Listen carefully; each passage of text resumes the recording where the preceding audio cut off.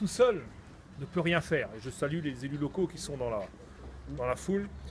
Un élu local tout seul ne peut pas faire. Par contre, plusieurs élus locaux peuvent faire beaucoup. Lamballe est au centre du département. Lamballe ne vivra pas sans agriculture. Donc on demande à tous les élus lambalais, et bien plus, Lamballe Communauté et bien plus, de faire une action collective, de rassembler tous les élus de notre département dans cette grande salle municipale de Lamballe. On est prêt à venir à quelques-uns à expliquer à ces élus-là. Et si ces élus-là sont vraiment dans la défense de l'intérêt de l'agriculture, il faut qu'ils soient prêts à mettre leur mandat en jeu.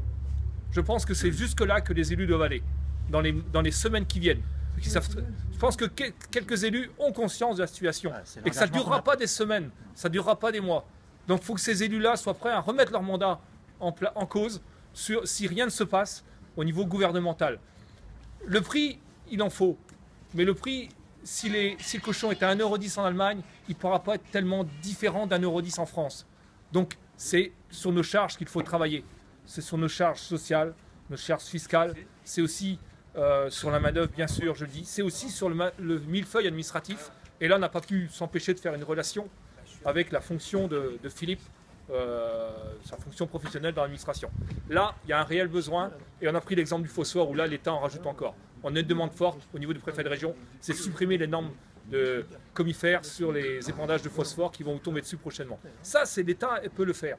Donc voilà, ce qu'on vous demande, c'est d'être la base, que les élus de Lamballe soient à la base d'un mouvement populaire, un mouvement des élus.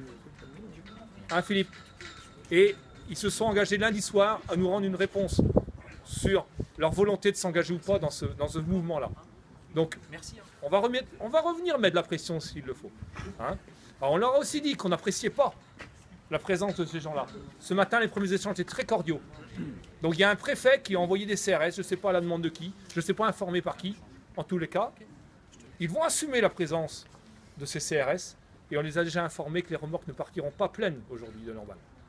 Hein? Alors, elles vont être vidées où? On n'en sait rien, mais elles ne repartiront pas pleines. Mais on respectera les habitants de Lamballe, bien sûr. Yves-Marie, quand tu dis comme ça que l'Allemagne a un prix d'1,10 € et qu'on ne peut pas être déphasé par rapport à l'Allemagne. Non, l'Allemagne a un prix à 1,10 € pour faire de l'export. Sauf que l'Allemagne est plus protectionniste et l'Espagne est plus protectionniste que la France. Nous, la France, on ne protège pas nos agriculteurs.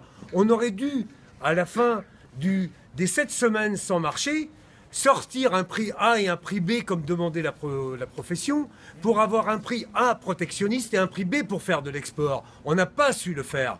Donc il est pas trop tard d'y arriver. Et voilà, l'Allemagne, 1,10 €, c'est pour faire de l'export. Sauf que quand tu vas en Allemagne et que tu achètes du porc, tu l'achètes pas au prix de l'export. Et en Espagne, pareil. Donc il a combien ?